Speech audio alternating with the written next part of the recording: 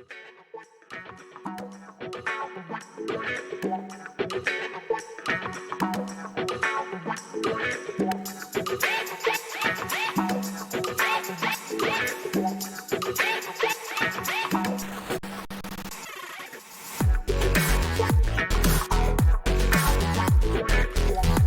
right, anatomy students, we are going to continue on with the female component of the reproductive system. This is going to be video lecture 4 in the series, but video 2 on the female, and we'll finish up talking about the female today. And we're going to pick up where we left off on video 3 on the same slide, so that we remember where we were. And we'll start there talking about the post-ovulatory phase. So let's go ahead and get started. All right, everyone. Welcome to the 4th video in the series. This is the 2nd lecture concerning the female. And we're going to pick up where we left off on video 3, ending with the post-ovulatory phase in the female and her reproductive cycle. So at the end of the last video, we talked about how the post-ovulatory phase is the most constant in duration and lasts from days 15 through 28 in a 28-day cycle, the time between ovulation and the onset of the next menstrual period. So I wanted to start here with the last slide we had, because at this point, in reference to the uterus, we can choose 2 paths. The first path is going to be not pregnant path, and the second path will be the pregnancy path. And what happens? What's the difference between the hormonal changes and the structural changes that happen, whether or not there is a fertilized zygote present in the uterus? With reference to the uterus, this phase is also known as the secretory phase because of the secretory activity, or the secretions, the secreting that's going on.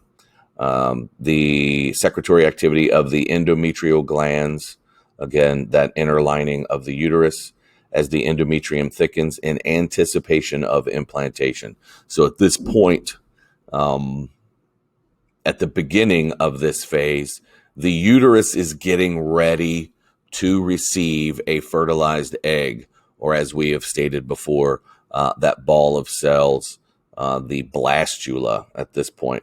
Not sure exactly how many cell divisions would have taken place as that egg is moving its way down the fallopian tube, but I'm sure it's different for every pregnancy out there. But it definitely is going to be a small collection of cells, whether it's 64 cells or a number that is even larger than that. I couldn't tell you. I'm no obstetrician, but the uterus is getting ready to receive that fertilized egg. And as we ended with our last lesson, but before this one on video 3, we stated that a woman's body is preparing for pregnancy every 28 days. She's getting ready to be pregnant every cycle, every menstrual cycle. And this just illustrates that the uterus is ready to receive that fertilized egg. It just needs to have that egg present. This phase is also called the luteal phase, during which both estrogen and progesterone are secreted in large quantities by the corpus luteum. Remember, that is the bulge on the ovary, where the ovary is healing from the rupture that occurred during the release of the egg in the process of ovulation. It is progesterone which is responsible for preparing the endometrium to receive a fertilized ovum. So that hormone is responsible for the uptake and the receiving of that ovum. If fertilization and implantation do not occur, so we're going to start heading down the path of no pregnancy for this cycle. The corpus luteum degenerates and becomes the corpus albicans, or the white body. This will cause a decreased secretion of progesterone, and as we just learned on the last slide, that is the hormone that is responsible for the uptake of the egg on the inner lining of the uterus. And estrogens, so there's going to be a decrease in progesterones and estrogens that initiates another menstrual phase. Here is where we see the hormonal shift. So during ovulation, a woman's hormone secretions are high. There will be a fair amount, high levels of progesterone and estrogen. And if pregnancy does not occur, then those hormone levels are going to drop. And in some women, the way I understand it, this drop in hormone level is what can cause PMS, and that is a documented condition that's out there. If fertilization and implantation do occur, so now we're going to talk about what happens if a pregnancy results. The corpus luteum is maintained until the placenta takes over the hormone producing functions. So just so we're clear, the placenta is going to be the enclosure, the membrane that's going to surround the developing embryo and later the developing fetus. A lot of people are under the misnomer that the baby is inside the uterus and that's it. The baby is inside the uterus, but the placenta is a membrane that surrounds and encloses the baby inside the uterus. So if you remember when we pulled some of the kittens out of the pregnant cat, we had to cut the uterus open and then remove the baby from the kitten from the placenta. So that is a protective, that's a nourishing, that is the baby's lifeline to mother. We're mammals. So, they always say, oh, when a woman's pregnant, they always say, oh, you're eating for two. And that is pretty accurate statement. Whatever the mother takes into her body and whatever substances are presented into her bloodstream, then when her blood circulates through her uterus, the placenta will pick up those nutrients and medications, drugs, oxygen, all of those, and it will pass to the baby's blood. And the baby's blood is going to circulate via the umbilical cord into the placenta. And that's how the baby is nourished.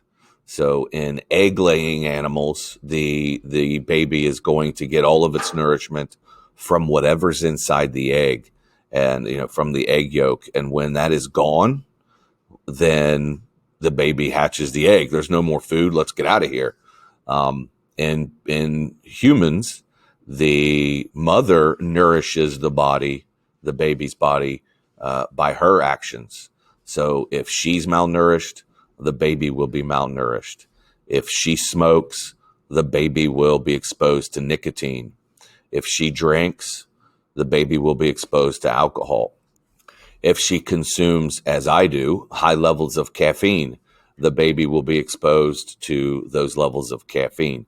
So, that old wives' tale of, oh, you're eating for two is, in this case, pretty accurate. And it all comes through the placenta. During this time, the corpus luteum, maintained by the HCG hormone, or human chorionic gonadotropin, from the developing placenta, secretes estrogens and progesterones to support pregnancy and breast development of lactation. So towards the end of the pregnancy, the hormone levels are going to cause a woman's breast to lactate or start producing milk in preparation for a nursing baby. Let's take a minute and discuss the act of nursing a baby. It is very beneficial for a mother to breastfeed her baby, usually within the first few months of the baby's life, especially early on. The studies have shown that babies are healthier if they are able to nurse from mom during the first few months of her life. What happens is, especially in those first few nursing sessions, there is a substance called colostrum that the mother will pass to the baby, and there will be some antibodies, and it will give the baby's immune system a jump start. Our immune system learns as it goes through life. I'm sure you may have noticed that if you have younger siblings, that your young children get sick way more often than the older children, and even less often the adults become sick. And that's because the adults have already had those illnesses. Their body knows how to fight them with their immune system. And so your immune system gets better with practice. So it's okay to, not wash your hands and use hand sanitizer every time you touch something. Your body, and I know in today's world with COVID-19, it kind of sounds counterintuitive, but you get chicken pox one time. And when I was a kid, whenever someone in the neighborhood had chicken pox, all of the other parents would go let their kids play with that child so that their child would get chicken pox and be done with it early on, and they would never have to worry about it again. You get it one time and you're done. Now they vaccinate for it.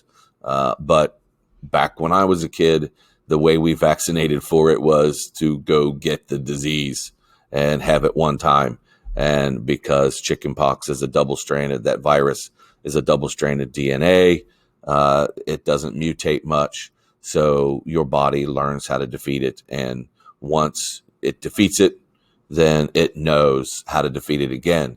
And when you're exposed to the chickenpox virus, you are immune and you no longer get that illness. So that first few months of nursing is very crucial to the health of the baby. So here's the diagram. It kind of shows what's going on. We look at from ovulation to fertilization. Good morning, Oz. Good morning. What are we talking about today, Mr. Grippa? We are finishing up the female component of the reproductive system. So if we look here on day one, the ovary here will rupture and release the unfertilized egg or oocyte into the pelvic cavity. The cilia lining the inside of the fallopian tube will draw the oocyte into the fallopian tube, and it will then be moved down the uterine or fallopian tube, where it will await the sperm cells. And now there will be any number, could be hundreds, could be thousands of sperm cells that will find the egg. And at that point, whichever one penetrates the cell membrane and fertilizes the egg, that will be the one that will determine then the genetic makeup that is responsible for the male. So for example, that will then give the chromosomes to determine its gender, whether it be chromosomally male or chromosomally female. As we know, females are XX chromosomally, males are XY, and each of these sperm cells is going to carry either an X or a Y chromosome. And whichever one fertilizes the egg, that will be the determining factor. At that point, the egg will then begin, it is referred to as a zygote, and it will then begin to divide. As you can see through the process of mitosis, we're going this way, and we're starting to add more cells to this ball of cells or blastula. And as we're moving our way down, we get to the edge where we're just ready to be presented into the uterus. We are still the same size, still roughly the same size as that original egg. It's just that inside there are a higher number of cells. So all of that cytoplasm just keeps getting divided up, and the cells become smaller but more numerous. And then around day 5, we're making our way into the uterus, and it is referred to as a blastocyst. And you can start to see the cells are dividing at different rates. So some of them are dividing faster than others. And this is what's going to give us those germ layers, the mesoderm, endoderm, and ectoderm. And then those germ layers are going to start to differentiate and become different body tissues, and will ultimately become different organs. And then, as we know, due to the structural levels of organization, those organs are going to work together in our 11 organ systems. So by day 6 or 7, so we're looking at a week after conception, which is back here, about a week after conception, this blastocyst will be implanted on the inside wall of the uterus. And this is, if it implants and is successful, this is basically where some people will agree that this is now the first stage of pregnancy. It's not a done deal. There is a lot of stuff that needs to happen. In some cases, this egg will implant, and there may be stressors on the woman's body, and it will not take, and it will then be lost during the next menstrual cycle. And there are studies out there that will discuss statistically how often a fertilized egg doesn't implant and will be expelled at the next menstrual cycle. But I don't have those numbers, and I believe you could probably find lots of different numbers from many different sources and what is considered to be an acceptable study.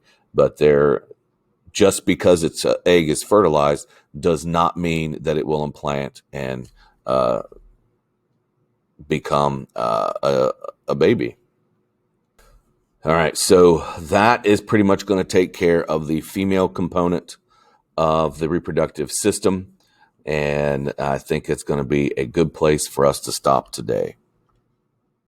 All right, that's going to do it for the female component of the reproductive system. We have one more video left, and that will be it for the reproductive system. As always, if you have any questions, shoot me an email. And before you get out of here, don't forget, click like and subscribe. Thanks for watching. We'll talk to you later.